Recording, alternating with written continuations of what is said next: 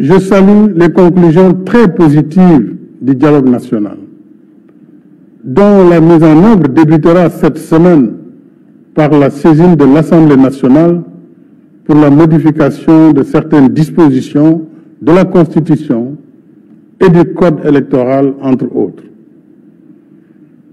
Mes chers compatriotes, s'agissant de l'élection présidentielle du 25 février 2024, je tiens à ce que le gouvernement prenne toutes les dispositions pour une bonne organisation du scrutin, comme par le passé.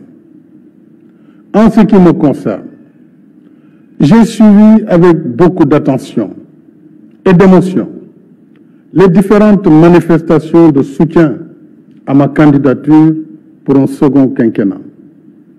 La dernière étant celle de 512 maires et présidents de conseil départemental sur les 601 que compte notre pays. À cela s'ajoutent les soutiens de la diaspora, de mouvements de jeunes, de femmes, de nos respectés sages, d'enseignants, d'arabisants, de mouvements de religieux et bien d'autres groupes, tous déjà prêts pour mener le combat de ma réélection. À tous ces compatriotes, je voudrais exprimer ma profonde gratitude en réservant une mention spéciale et toute particulière à la coalition Benno Bokk Yakaar, à mon parti, l'Alliance pour la République, et à la grande coalition de la majorité présidentielle.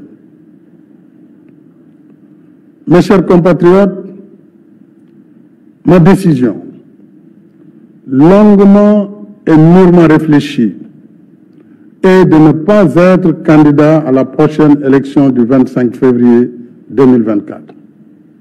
Et cela, même si la Constitution m'en donne le droit. En effet, depuis la révision constitutionnelle de 2016, le débat juridique a été définitivement tranché par la décision du Conseil constitutionnel numéro 1 C-2016 du 12 février 2016. Je sais que cette décision de ne pas être candidat surprendra tous ceux et celles nombreux dont je connais l'admiration, la confiance et la fidélité sincère. Elle surprendra aussi ceux et celles qui souhaitent me voir encore guider la construction du Sénégal, qui trouvent de plus en plus ses marques.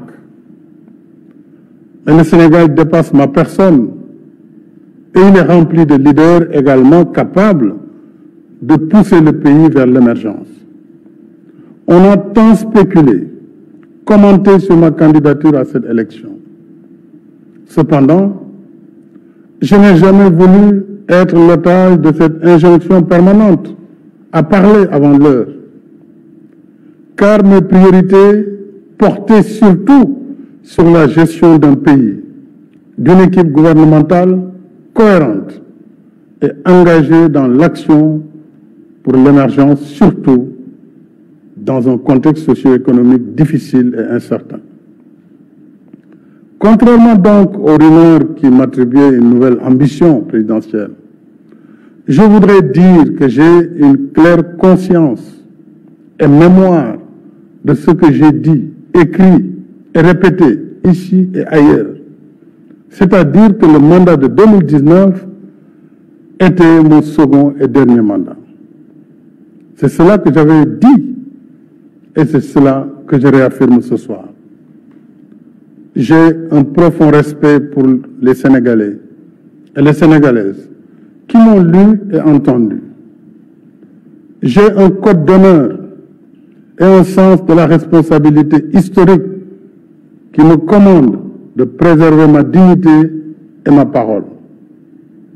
Je rends ici un hommage à mes prédécesseurs, les présidents Léopold Sédar Senghor, Abdou Diouf et Abdoulaye Wade, dont les parcours sont bien sûr différents, mais qui ont contribué chacun à construire l'image de ce Sénégal démocratique qu'il faut perpétuer.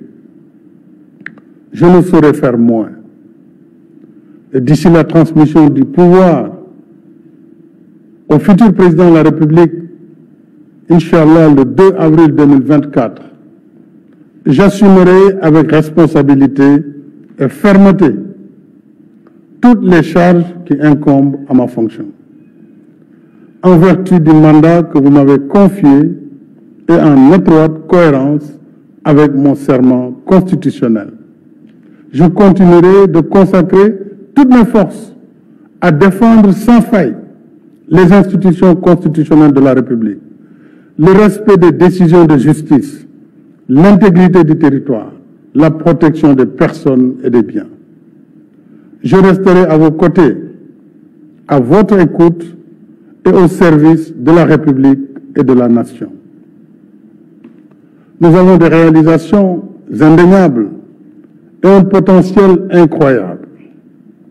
Mais soyons vigilants et conscients des difficultés, des obstacles qui sont réels et de l'activisme des ennemis de l'intérieur et de l'extérieur. L'enjeu essentiel pour moi, c'est que notre cher Sénégal, ce pays que j'ai à cœur, que vous avez à cœur, garde le cap vers l'émergence dans la voie de l'action, de la paix, de la stabilité, du respect du droit, de l'ordre public, dans l'unité nationale et la cohésion sociale.